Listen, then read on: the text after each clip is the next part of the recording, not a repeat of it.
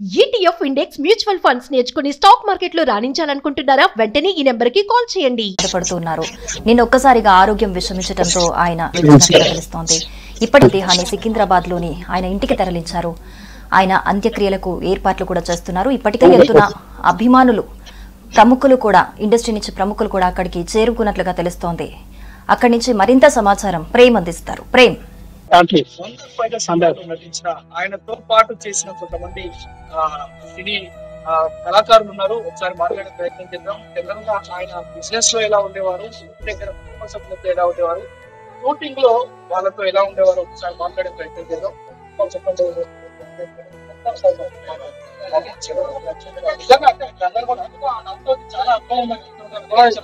చాలా నాకు ఆయన సినిమాల్లో చేసిన ఇట్లా కాదు, ఏది కానీ చేసిన సినిమా చేసిన నా పన్నెండే బ్యాక్గ్రౌండ్ బాధాకరంగా ఉంది. అన్ని విధాలు కూడా అవుతుంది. ఇది కాక మనం ఇట్లా చేయాలి, ఇట్లా కాదు, ఒక దారి చూపించింది. ఆ దారిలో మేము నడుస్తున్నాము. జనరల్ గా ఆయన సినిమాల్లో రౌడీగా నటించినప్పుడు చాలా అగ్రెసివ్ గా, అంటే ఆయన తన నటన తోటి నవ్వించుకున్నారు. అంటే స్క్రీన్ మీద ఎలా ఉండేవారు, స్క్రీన్ అవుట్ ఆఫ్ స్క్రీన్ ఎలా ఉండేవారు? అవుట్ ఆఫ్ స్క్రీన్ చాలా మంచి వ్యక్తి. స్క్రీన్ మీద ఆయన సిన్సియారిటీ, ఆయన ఇంకోటి ప్రమాదం తీసుకున్నప్పుడు మొత్తం ఆయన దాంట్లో జీవించుకుంటారు. ఆయన దాదాపు 8 సినిమాలు చేస్తున్నారు.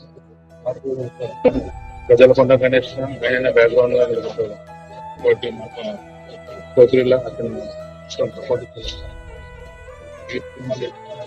మన యూట్యూబ్ చిన్న సినిమాలు దాదాపు 10-11 సినిమాలు.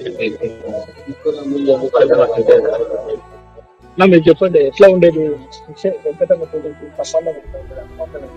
ఇవాళ ఫిషర్ కన్నా మన నడవలేమనుకుంటే చాలా బాధాకరమైన రోజు ఉంది. యాక్చువల్లీ ఏంటంటే ఫిషర్ వెంకటన్నతో నేను చాలా కొత్త సినిమా చేశాను. ఒక సినిమా చూసినట్టే అమలాపురంలో నేను అన్నతో షూటింగ్ చేసినప్పుడు అర్థమైంది నాకు వెంకటన్న ఎంత మంచి వ్యక్తి ఉన్నప్పుడు ఇంత ప్రజలకు వచ్చి ఇన్ని సినిమాలు ఆయనకు అవకాశాలు వచ్చినాయి. దానికోసం చాలా మంచి అన్నకి ఇలా గవర్నమెంట్ చేస్తున్నా. కాకపోతే ఇలా ఒకటి ఏంటంటే అన్న ఇంకా కొన్ని రోజులు బతికితే మాకు కూడా చాలా హ్యాపీ ఉంటుంది. ఎందుకంటే అన్నది సినిమా ఇండస్ట్రీలో చాలా పెద్ద లెవెల్ హైరెంజ్ అయిన వల్లనే కొన్ని సినిమాలు పెద్ద సినిమాలు హిట్ అయినా ఉన్నాయి. సో ఇప్పుడు వాళ్ళు కష్టాల్లో ఉన్నారు, వాళ్ళకి మేము ఇంటర్వ్యూ చేసుకుంటున్నాం. లీడర్లకు కానీ వాళ్ళకి కానీ చెప్పుకుంటూ వచ్చాను. ఇంకా పిచ్చంగా నాకు చిన్నప్పటి నుంచి వచ్చి కాబట్టి అక్కడ ఇండస్ట్రీలో వచ్చి ఏం గమనించుకోలేకపోయినా, ఏం చేయలేకపోయింది. కాకపోతే అన్న వ్యక్తిగతంగా చాలా మంచి అన్నకి ఫ్యామిలీకి మేము అన్నగడిలో వస్తాము. ఎన్నో ఉంటాం అందుకోవాలి. ఏ రాత్రి కానీ మేము అన్నకున్నాం. అన్న వాళ్ళ ఫ్యామిలీకి మేము ఎప్పుడు జరుగుతాయి, దానికి సంబంధించిన ఏర్పాట్లను మొదలు పెట్టారా? అంటే వాళ్ళ కుటుంబ సభ్యులు అందరూ అక్కడికి చేరుకున్నారా? అభిమానులతో పాటు కుటుంబ సభ్యులు అందరూ కూడా చేరుకున్నారు. ఇక్కడ నుంచే అడ్డగుట్టలోనే, అంటే వాళ్ళ తండ్రి నుంచి వచ్చిన ఇంటి దగ్గరే సెంటిమెంట్ గా వారందరూ కూడా ఇక్కడ డెడ్ బాడీని ఉంచి పార్థివానికి ఘనమైన నివాళులు అర్పిస్తున్నారు. ఈ రోజు సాయంత్రం వరకు ఈ యొక్క కార్యక్రమాలన్నీ కూడా స్థానికంగానే నిర్వహించడం కూడా ఏర్పాట్లు అన్ని కూడా చక్కచక్క జరిగిపోతున్నాయి. ఇంకోటి మరోవైపు కన్నీటి పర్యంతమవుతూ తన కడసారి చూపులు కూడా చూసుకునే వాళ్ళు క్యూ కడుతున్న పరిస్థితి మనకి ఇక్కడ కనిపిస్తుంది.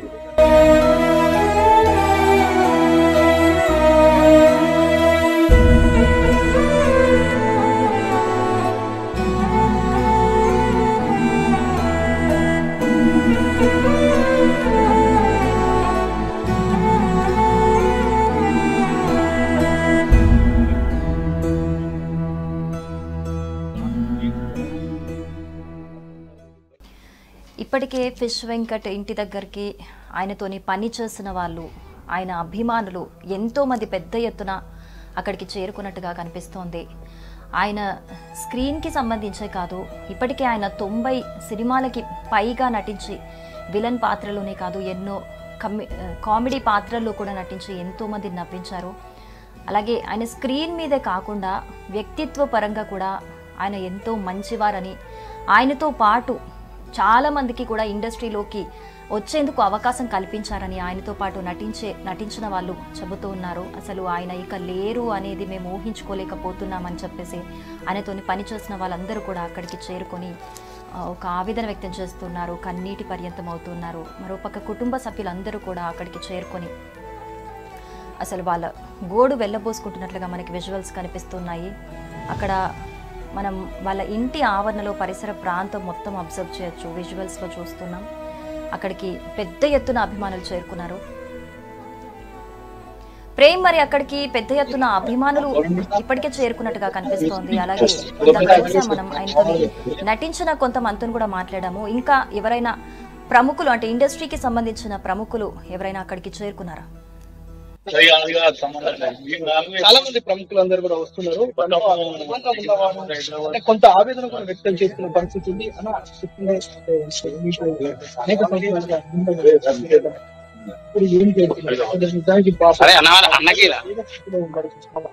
ఎలాంటి ఆశలు కావాలని చెప్తున్నారు వాళ్ళు. ఆయన వెంకట్ కోరిక ఏంటంటే ఒక్క కొడుకన్నా ఆర్టిస్ట్ అవుతాడు. ఇద్దరు అబ్బాయిలు ఎవరన్నా ఆర్టిస్ట్ అవుతారా అని ఎన్నో సినిమాలలో హీరోలను పరిచయం చేయించి పెద్ద హీరోలను ఎన్నో సినిమాలకు షూటింగ్ స్పాట్ లో చూపించాడు.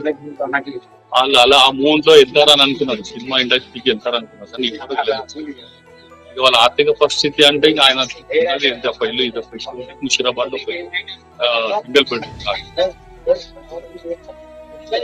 కుటుంబానికి ఎలాంటి అంటే ఇండస్ట్రీ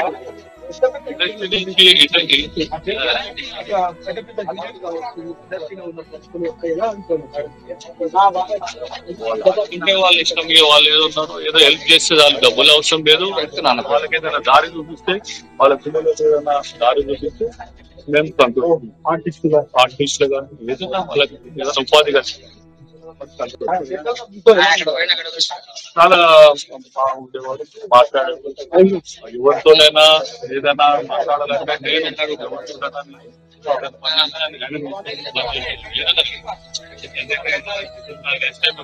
చాయ్ 5 గంటల చాయ్ స్టార్ట్ అవుతుంది. సాయంత్రం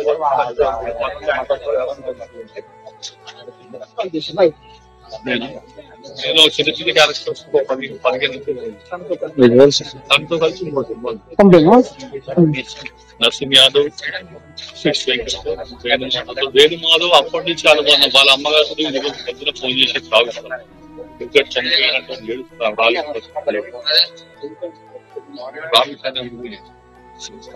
అంటే సినిమా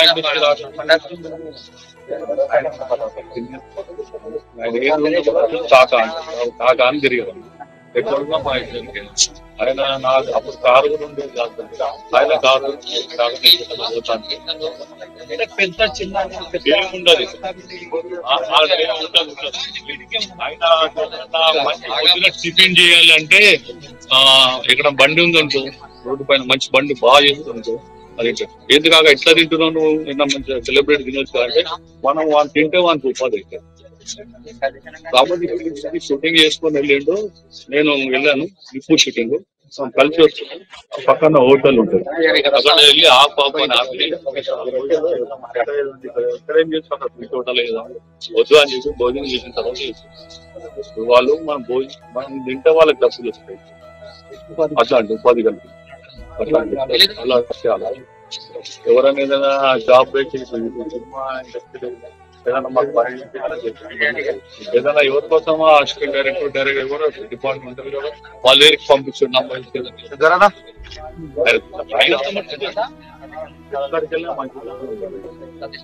ఎవరన్నా చెప్తే వినకపోతే బెదిరి, ఎవరికి భయపడదు. ఇదే మాట్లాడటం కరెక్ట్ అంటే బెదిరించుడు అంటే ఏదైనా తప్పు చేస్తుంటే ఎవరైనా ఇట్లా అట్లా చేస్తే ఎట్లా పని చేస్తున్నా చేసుకోలేదు, పని చేసుకోవడం అంటే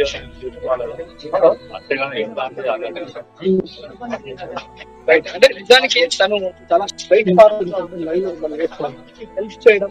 ఎందుకంటే ఒక 100 సినిమాలు పెద్ద పెద్ద హీరోలతో చేసే అనుభవం ఉన్నప్పుడు టిఫిన్ సెంటర్లు తింటాడు అంటే ఎందుకు తింటామని అడిగినప్పుడు వాళ్ళకు ఉపాధి అవుతుందనే ఒక గొప్ప మాటలు చెప్పడం వాళ్ళందరికీ కూడా నిజంగా ఇన్స్పిరేషన్ లాగా వాళ్ళు చెప్తున్న పరిస్థితి. ఎందుకంటే ఒక వ్యక్తిలోని వ్యక్తిత్వాన్ని మనం గుర్తించాలంటే ఇలాంటి అంశాలు మనకు చాలా అనేది ఫిష్ వెంకట్ జీవితాన్ని చూస్తే మనకు థ్యాంక్ యూ. సో మొత్తంగా ఫిష్ వెంకట్ చాలా మంచి వ్యక్తిని స్క్రీన్ మీదే కాకుండా వ్యక్తిత్వ పరంగా ఆయన చాలా మంచివారని, ఎంతో మంది ప్రముఖులతో యాక్ట్ చేసినా కూడా ఆయనకి ఒకంత కూడా కొంచెం కూడా గర్వం లేకుండా ఉండేవారని, చాలా నిజాయితీగా ఉండేవారని, అలాగే ఎవరైనా వచ్చి నాకు ఏదైనా అవకాశం ఇప్పించు అన్నా అంటే ఆయన ఖచ్చితంగా వాళ్ళ కోసం కష్టపడి మరి అవకాశం ఇప్పించేవారని, అలాగే ఆయనకు ఒక ఆశయం ఉండేదని, అదే వాళ్ళ పిల్లల్లో ఎవరైనా ఒకరు మంచి ఆర్టిస్ట్ అవ్వాలి, ఇండస్ట్రీలో బాగా సెటిల్ అవ్వాలి అనే ఒక కోరిక ఉండేది ఆయనకి అని చెబుతున్నారు. ఆయనతో పనిచేసిన సహోద్యోగులు అందరూ కూడా అసలు ఇంత మంచి మనిషి ఒక్కసారిగా మమ్మల్ని ఇలా వీడి వెళ్ళిపోవటం అనేది మేము తట్టుకోలేకపోతున్నామని చెప్పేసి అందరూ కూడా కన్నీటి పర్యంతమవుతున్నారు.